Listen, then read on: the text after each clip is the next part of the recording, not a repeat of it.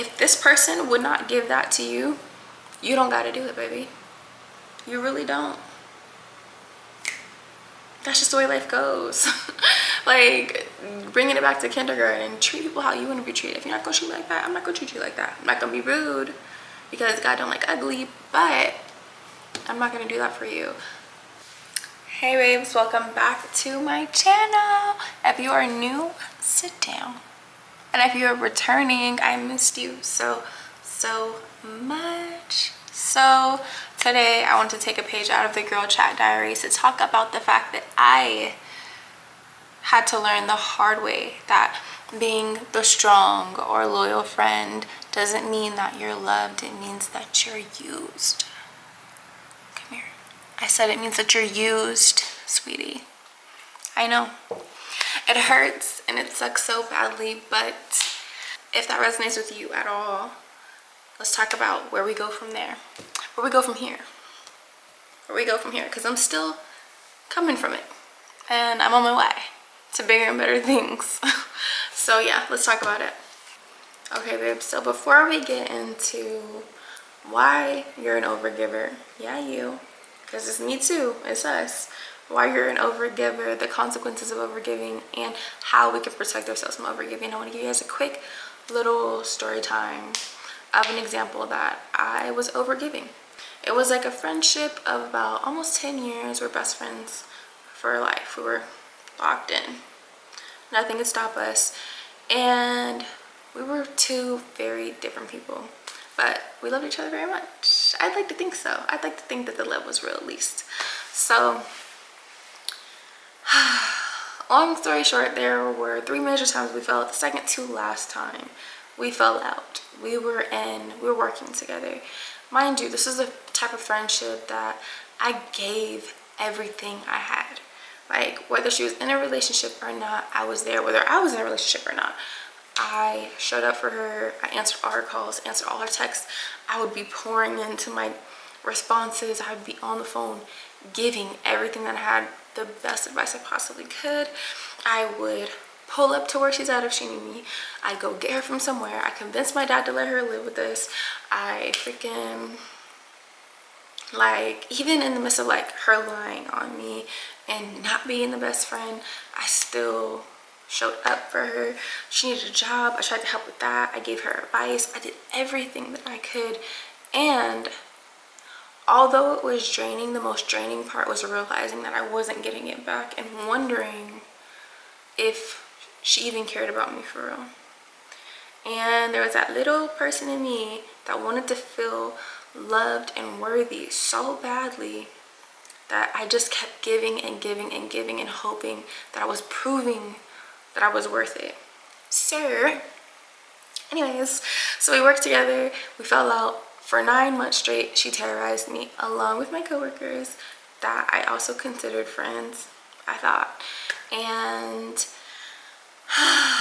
I was facing racial slurs, racial comments, talking about my character, dragging my character. Some people were saying physical things that they would do to me, like whispering, talking in third person type stuff, like, yeah, I would do this, and yeah, like, do you know what I mean? Like, it was stuff, like, they'd be whispering and then get louder, like, yeah, I'll slap her type stuff. It's just like, what are we doing?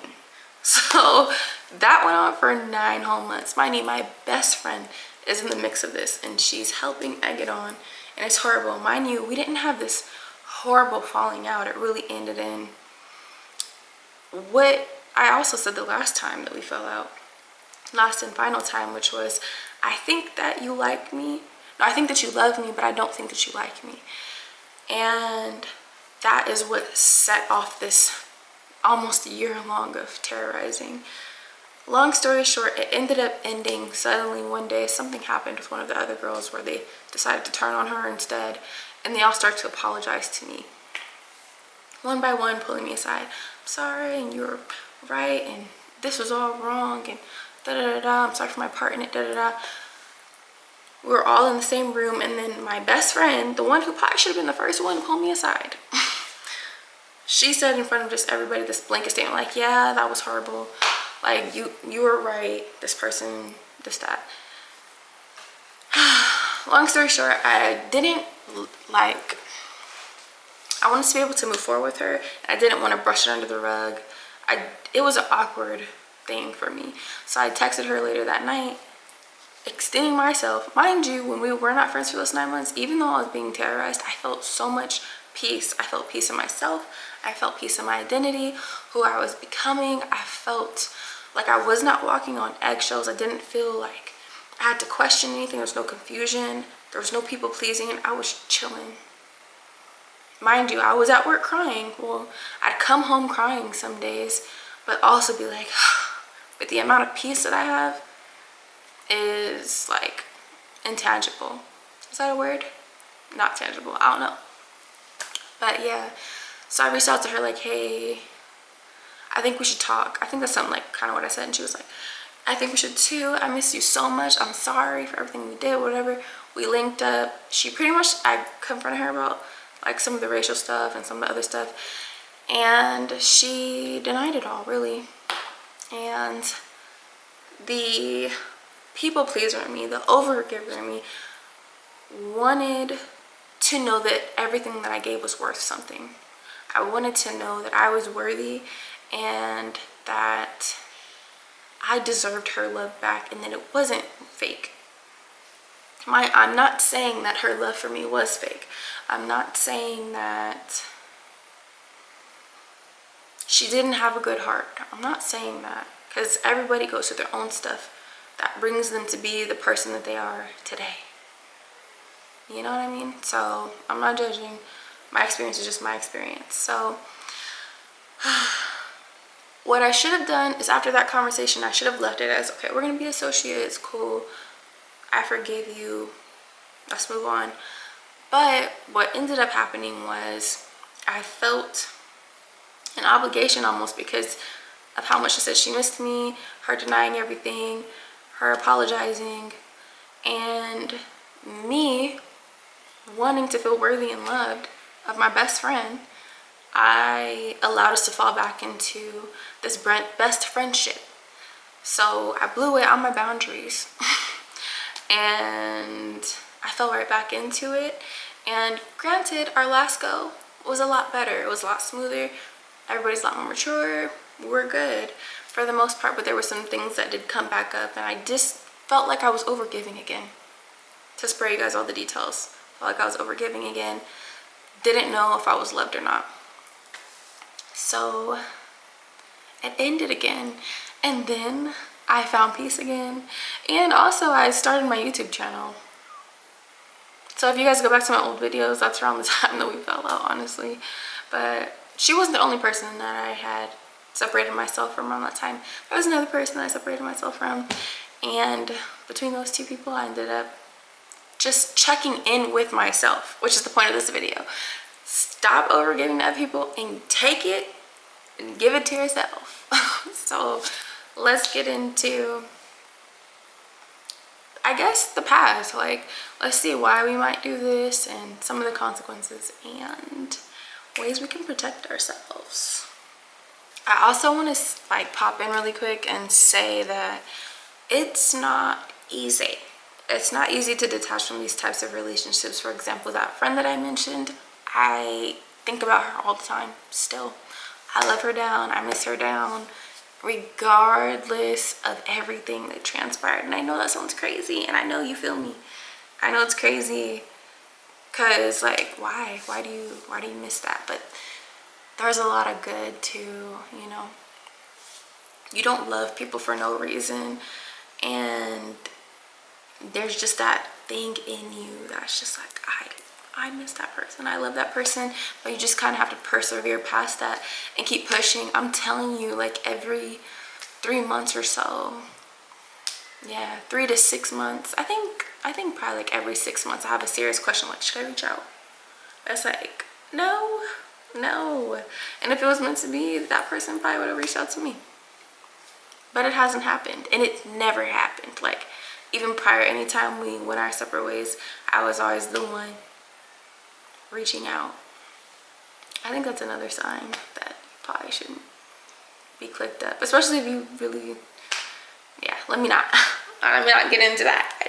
Yeah, anyways, that's my little pop in. It's not easy. It's very difficult to separate yourself from those types of friendships. It's very difficult to stop over giving to people, especially if there's somebody or some people that you already overgave so much to.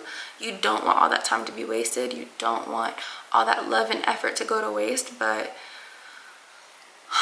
trust me, it's like a rubber band, the way it snaps back to you. It's just like, whoa, that's how much I was giving. Like, once you're able to give back to yourself, it's like, dang, loving me that way feels crazy. It feels amazing. And then once you're in that space, your energy is kind of inviting, not even kind of, it's absolutely inviting more people. When people see that you love yourself, they want to come and give you more love too. And then it is safe to give your love to that person. But yeah, that's like my little disclaimer. Okay, back to the video. Sorry. But so, number one, I want to get into why I was probably doing this and why I do this for a lot of people. To be honest, I'm very forgiving. I was. I'm not so much anymore. Don't try me. Anyways, I was like a million chances. I was extremely understanding. I was giving excuses to the people that I love. I did all of these things. Let's get into why I probably did those things, and potentially why you do those things too, if this resonates.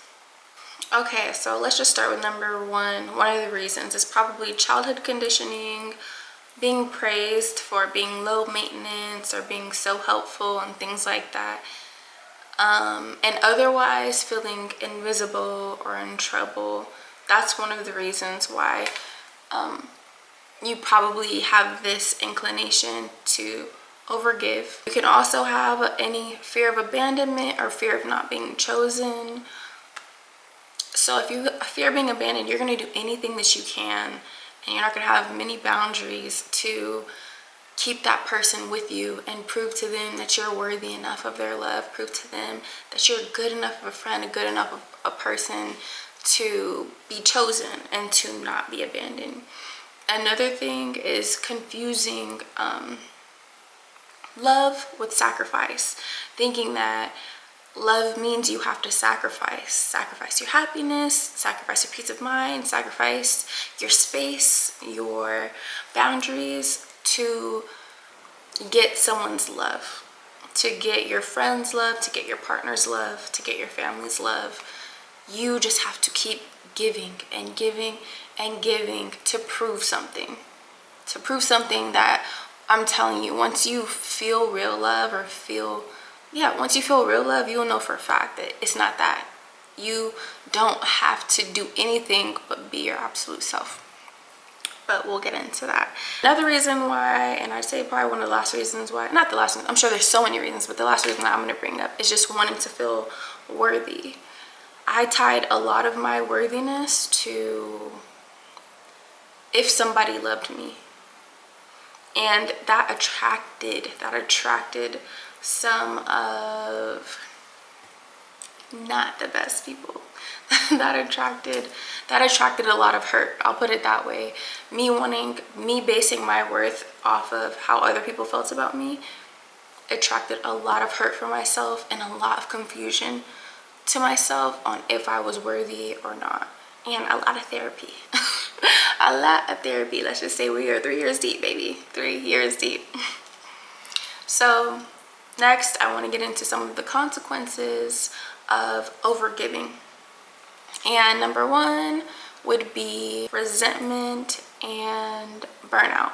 So you are the type of person, and I'm just gonna say you because you is me and we are we, and if you're here, you're locked in and you get what I'm talking about.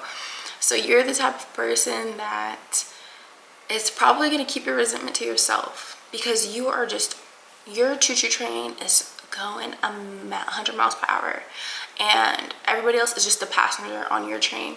And Nobody's working downstairs. No one's pumping the coal. You are driving the train and you are down there getting that thing going. That's probably a really old school train, but you get what I'm trying to say. So you are aware of the amount and the level that you are running through your own boundaries, letting people run through your boundaries, and you are burning out and sacrificing, and 9 times out of 10 you're not expressing how much you're sacrificing or what you're doing. So you end up resentful and burnt out in your friendships and your relationships. Another consequence would be one-sided friendships and emotional exhaustion. So it will be very clear to you that you feel like you are in a one-way friendship. This does not go both ways. Their calls always get answered by you. Your calls don't get answers, and your texts get left on read for hours, maybe a day, and the next day, sorry, I was this or that, or sorry, I couldn't answer. And you almost, when you call, you kind of already know they're not going to answer, but you're just hoping. That hurts. Yeah. So that would be another consequence. And you're just emotionally exhausted because you're constantly letting people put their stuff onto you, and you're just taking it in and taking it in, and you're pouring out, and everything's getting taken from you and nothing is getting put back into you. So a third consequence is losing your identity and like the knowledge of what you really want. That is a huge one for me, and that took therapy for me to realize that was happening to me. So after, there were probably 2 people in my life that I realized they kind of were out of my life at around the same time period, because God, thank you. But I ended up being on a page of like self-discovery. I didn't realize how much of myself was tied to them and what they thought about me. It was tied to how they felt about me. Everything was about keeping everybody else happy around me, especially the certain people that were in my life. And like I said, when you're like this, you attract a lot of those types of people. So I had a couple of them. So it felt normal too. My therapist had brought up a great example of, if you keep touching the fire, your hand's gonna go numb, and every time you are burning yourself, you're not gonna feel it anymore.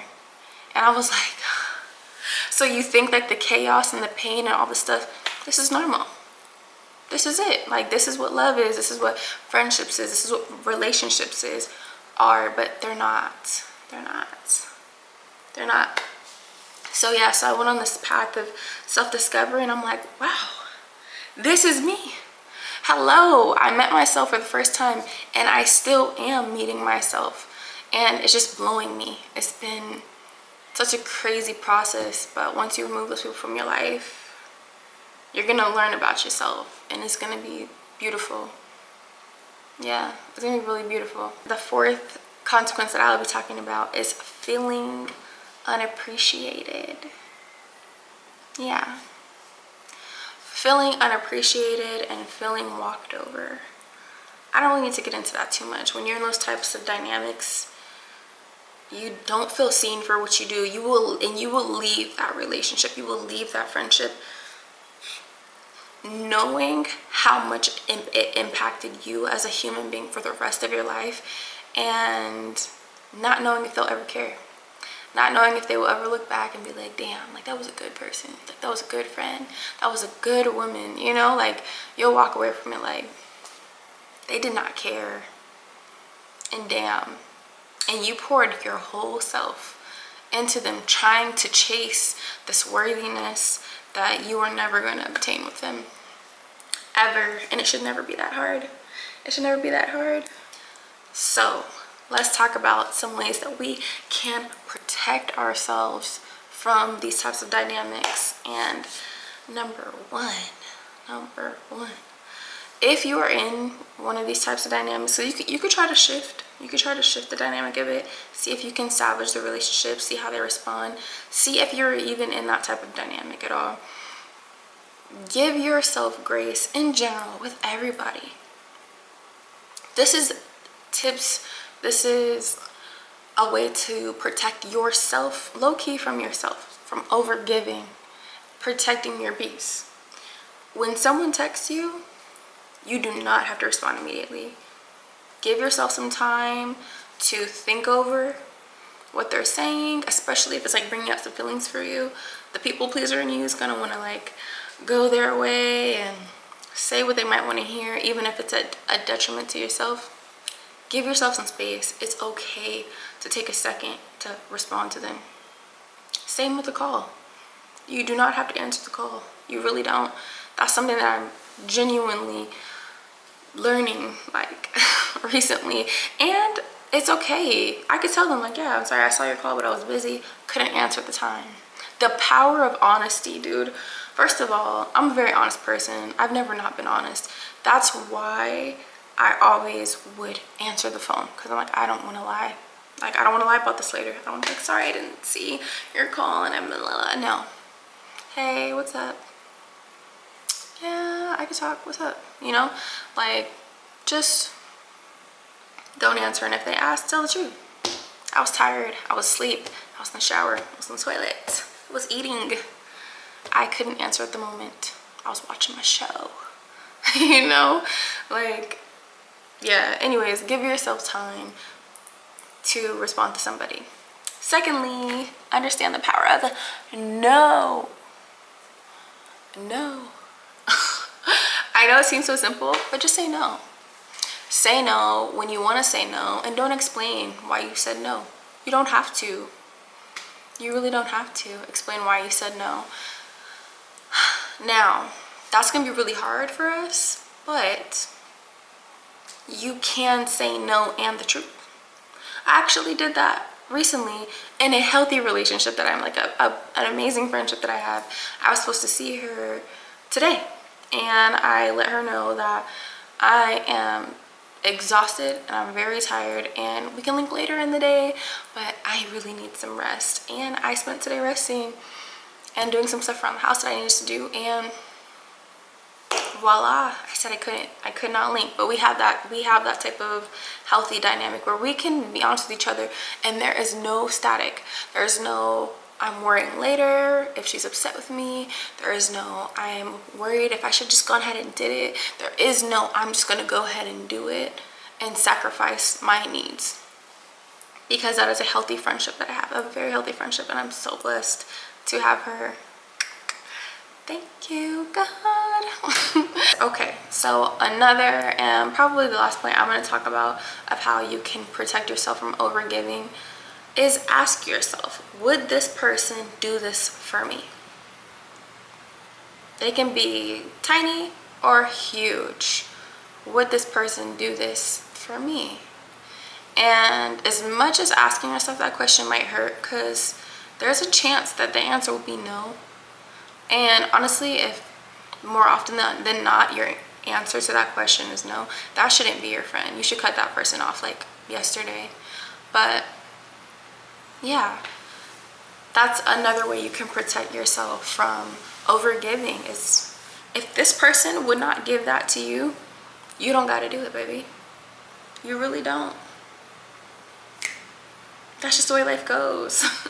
Like, bringing it back to kindergarten, treat people how you want to be treated. If you're not going to treat me like that, I'm not going to treat you like that. I'm not going to be rude, because God don't like ugly, but I'm not going to do that for you. But back to my other point, if I'm not going to do something for you because I know you wouldn't do it for me, we're probably not meant to be friends. We're probably just not meant to be friends. So the last thing that I really want to say is, oftentimes there is going to be some pushback potentially with, like, when you start to protect yourself, and the people might be saying that you're doing too much, or you're too much, or what's wrong with you. And that's because they're used to you over giving and expecting nothing in return from them. And I'd say those days are over. Like, we are moving on to bigger and better things, and we are pouring into ourselves, and we're choosing people who pour into us as well. I have never been so, like, I've never been more happy than when those people are no longer in my life and I now have a solid group of people who pour into me the same way that I pour into them, it's effortless. It is effortless. That is an amazing word to explain how it feels. It feels effortless. It feels fulfilling. It feels whole. It feels right. It feels right. There's no second guessing in my mind. It just feels completely right. So if you're dealing with people that you're overgiving to and they're using you, it's time to rest. It's time to hang up the towel. It's time to separate. For real, for real. So if you're working on choosing you again, drop a heart, a pink heart, in the comments, or tell me something that you're learning. Tell me something that you're learning about yourself, that you're trying to change, that you are changing, especially in the area of people pleasing and overgiving, because that's dusty and we're done with that. Bye.